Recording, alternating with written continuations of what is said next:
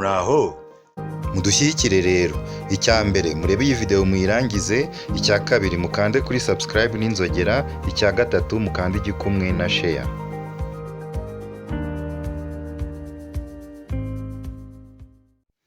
Igice cya mbere. Muri iyi video turaza kubereka intambwe ya mbere yo gukora YouTube channel, ariyo yo gufungura email ya Gmail. Nizere ko aho muri hose, aho mudukurikira ku isi yose mumeze neza nta kibazo. Uyu munsi turatangira uruhererekane rw'amavideo rwerekana uburyo bakora YouTube channel kuva ku ntangiro kugera irangize gufungurwa. Ntabwo ari ibintu bikomeye, tuzagenda tubibereka buhoro buhoro. Kugira ngo ubashe gukora YouTube channel, kubera ko YouTube ni service ya Google, ni kimwe na Gmail nayo ni service ya Google, ni kimwe n'izindi nyinshi zitwa AdSense, zitwa Google Analytics, ni amaservice menshi Google ifite na Google Search, ariyo twese dutangiriraho dushakisha ibyo tutazi aho biri.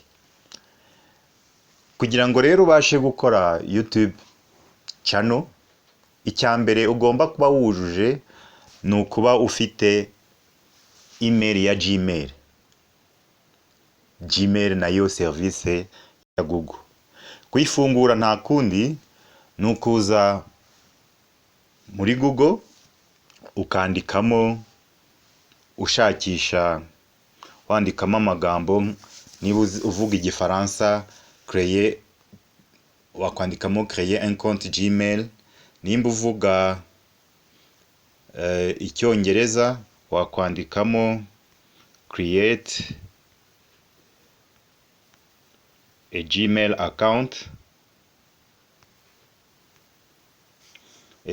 account, hahita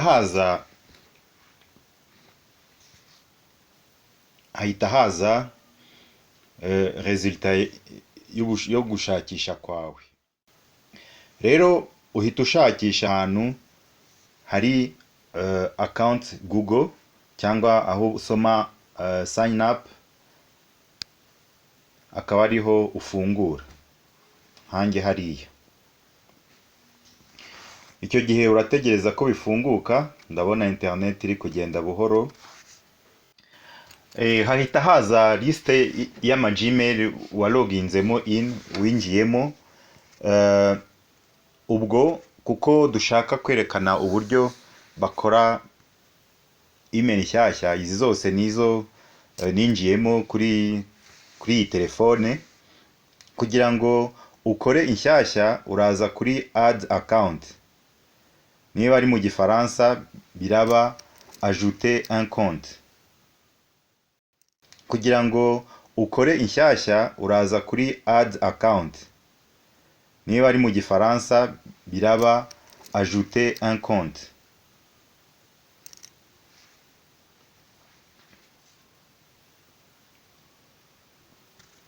Harahita haza iyi pop-up ijya gufungura aho ubasha kwinjirira muri konti nshyashya cyangwa gukorera indi nshyashya.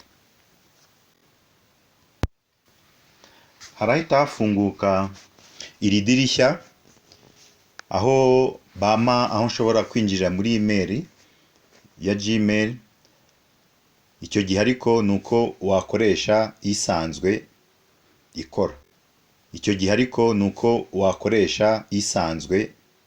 ikora. Ariko twebwe turashaka gukora email nshyashya. Email nshyashya, murebe hano hasi ahanditse create account. Mu gifaransa haba hari créer un compte. Turahakanze, hahise haza for myself cyangwa to manage my business. Icyo gihe urakora account yawe bwite, niba atari ibya business, ukuvuga niba email yawe ugiye gukora atari iy'ubucuruzi, cyangwa se uhitemo to manage my business niba email yawe ugiye gukora ari iy'ubucuruzi. Twebwe tugiye gukora nk'aho turi umuntu ku giti cyacu, kuko n'umushinga wacu ni uw'abantu b'abatangizi. Si ngombwa kwishyira hejuru ngo ujye mu bintu byo kuba uri business ikomeye isanzwe ifite ibyangombwa n'iki. Turakanda for myself, pour moi-même mu gifaransa.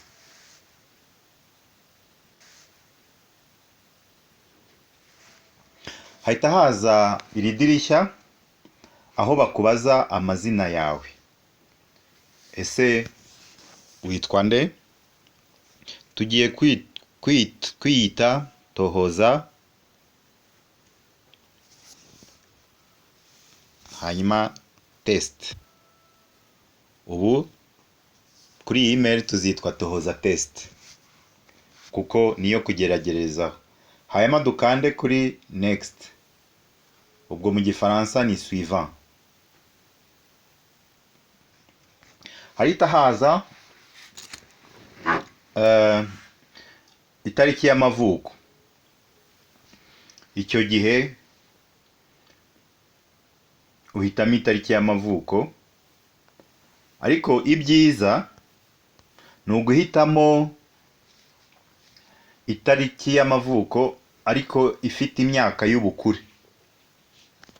Ni ukuvuga ntabwo wavuga ko ufite umwaka umwe ngo bizakunde, ariko nibuze ufite ugashyiraho imyaka 18, 20 ho byakunda kuko waba ufite imyaka y'ubukure. Njyewe nshyizeho ukwa mbere muri 2, kuvuga ko mfite Tohoza test ifite imyaka 20. Hanyuma bakagusaba gushyiraho igitsina, reka nshyire ko ndi igitsina gabo. Hanyuma nkashyiraho, nkakanda kuri next. Hano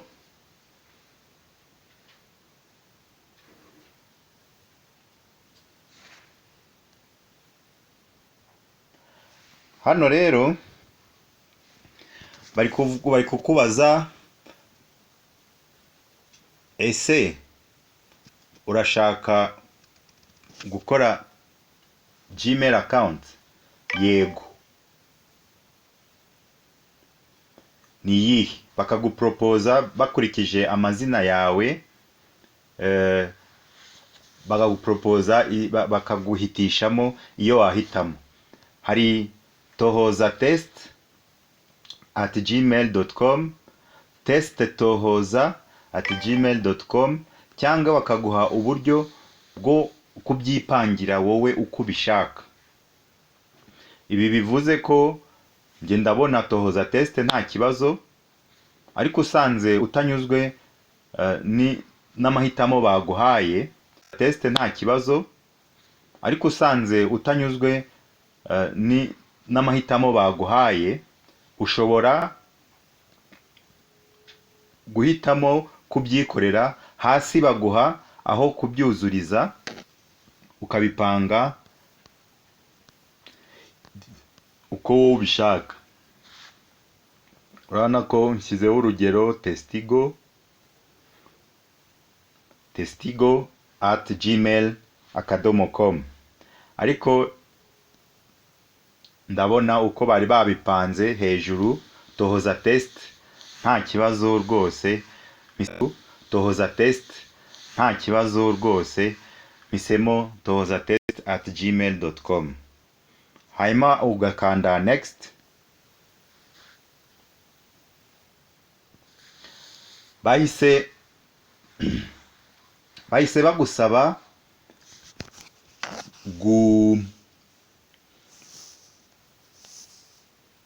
password. Ubwo password uba ugomba kuyihitamo neza, kubera ko password nziza iba igomba kuba igizwe n'imibare inyuguti, harimo inyuguti nkuru n'intoya, harimo n'utundi tumenyetso ari two bita twa special, ni ukuvuga akanyenyeri, urwego, gatangaro, akadomo, ni utumenyetso twinshi ushyiramo kugira ngo password yawe ibe yizeye ko ikomeye. Icyo gihe rero kugira ngo uyikore mu buryo butazakugora, wishakira uburyo password zawe uzipanga. Ushobora kuvuga uti reka mfate inyuguti za mbere z'izina ryanjye ribanza, hanyuma hagati nshyiremo agatangaro n'akadomo, hanyuma nshyiraho guhera inyuguti zihera ry'izina ryanjye rya kabiri. Ni wowe ubikora ku buryo utazajya ubyibagirwa, ariko ni byiza ko haba harimo inyuguti ntoya n'inkuru, harimo imibare, harimo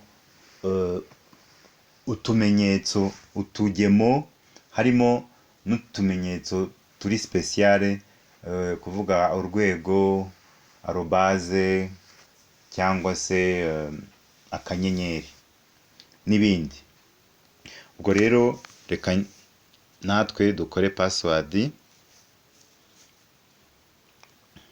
dukore password ikomeye, tugerageze dukore password ikomeye.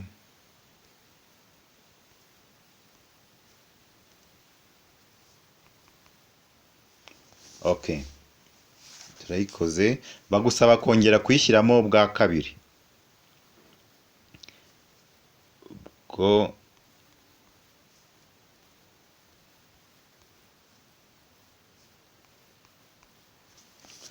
iyo ushyizemo bwa kabiri ukora next.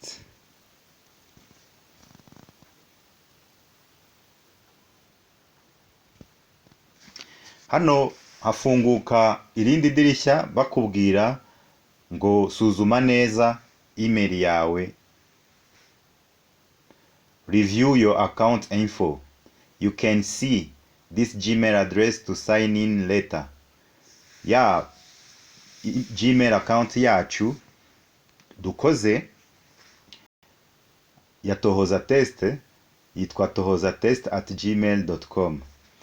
Iyo usanze ari sawa ukanda next cyangwa suiva mu gifaransa.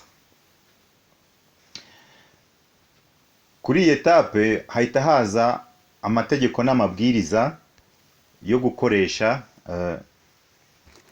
konti ya Gmail, kubera hari abantu bazikoresha mu buryo bw'amanyanga, mu buryo butari bwo. N'amabwiriza n'amategeko n'amabwiriza yose agenga abakoresha Gmail. Ni ngombwa kuyasoma kubera ko hari igihe ushobora kugwa nko mu mutego ugasanga bikugizeho ingaruka.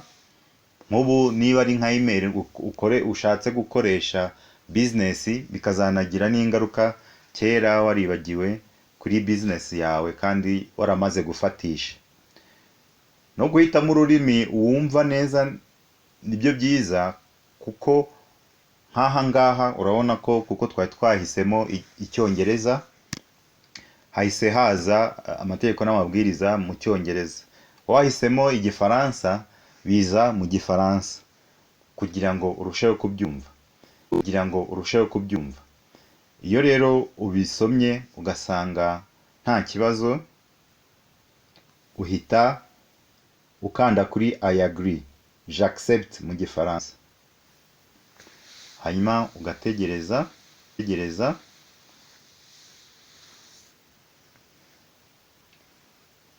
Internet iri kugenda buhoro, ni ukwihangana.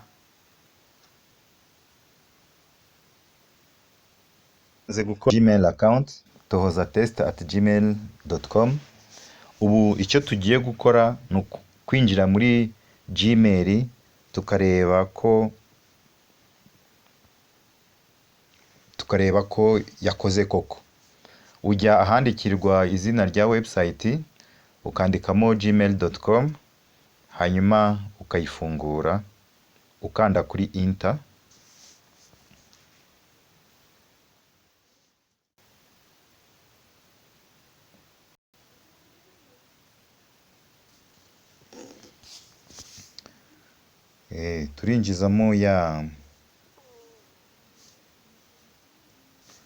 turinjizamo ya email.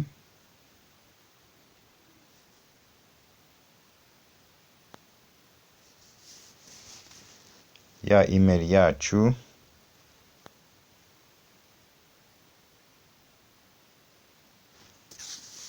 ni tohoza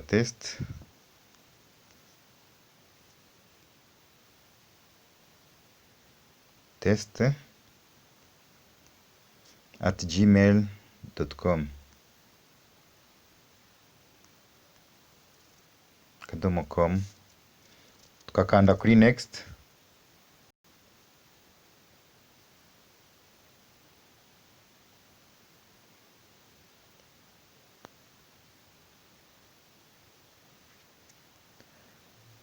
Harahita haza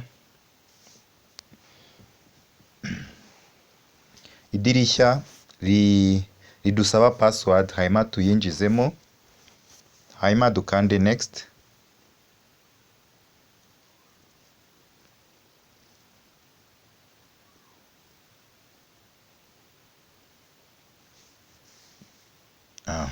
Nayanditse nabi.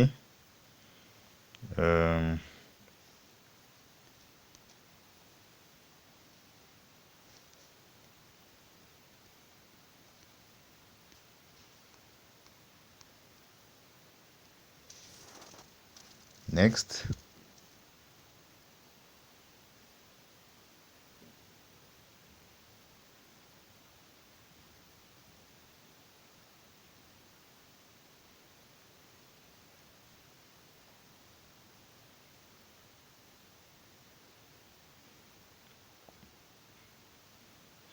Hano iri kudusaba ko twakwinjizamo andi makuru, ariko recovery phone, recovery email. Recovery phone ni igufasha igihe wibagiwe nka password, igihe wibagiwe utari kubasha kwinjira, bakohereza nka code kuri telefone yawe, cyangwa bakakohereza email kuri email uba watanze ya recovery. Nicyo bimara. Bifite rero akamaro cyane ku buryo ni ngombwa.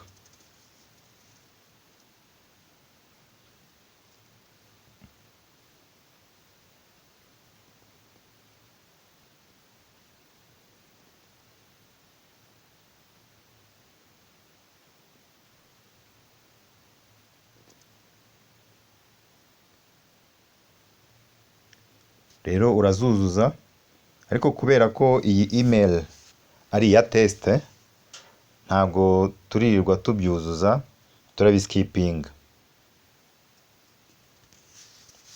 Turakora skip. Ariko kuri mwebwe, niba ari email koko itari yo kwitorezaho nk'iyi ngiyi,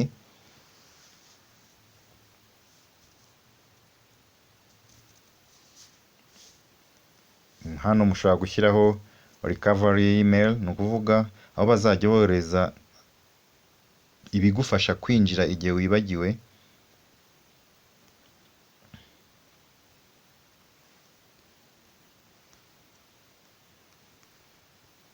Igihe wibagiwe password cyangwa andi makuru agendanye n'iyi email nshyashya wakoze.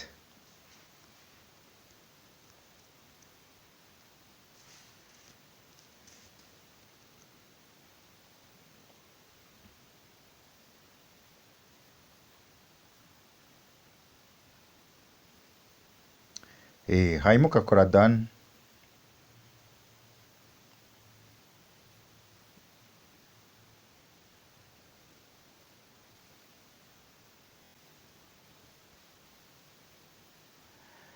Et voilà. ya email yacu irasojwe. Urabona ko Tohoza info harimo ama email menshi, Tohoza info, harimo na Tohoza list.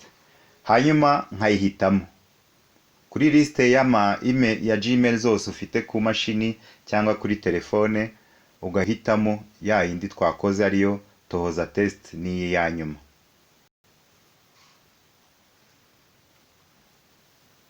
Nyihisemo.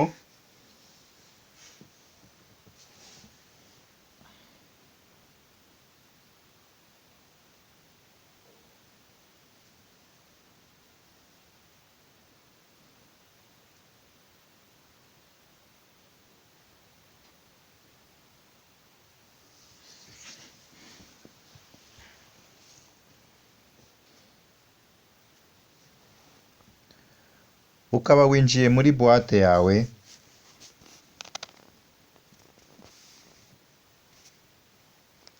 biragaragara ko yakoze nta kibazo. Iyi niyo ntambwe ya mbere yo gukora YouTube channel. Ni ngombwa kuba ufite icya mbere email account ya Gmail.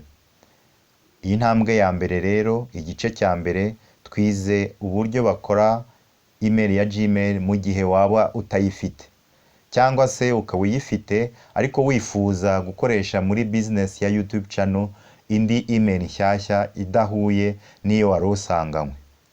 Ubutaha tuzareba uburyo ukoresheje iyo email ya Gmail wakoze ufite, uburyo wafungura YouTube channel ari uhereyeho. Niyo video izakurikiraho. Nyuma yaho hazakurikireho uburyo uyicomeka kuri indi service ya Google yitwa AdSense, izatuma winjiza amafaranga. Rero mwakoze kudukurikira, naho ubutaha mu yindi video.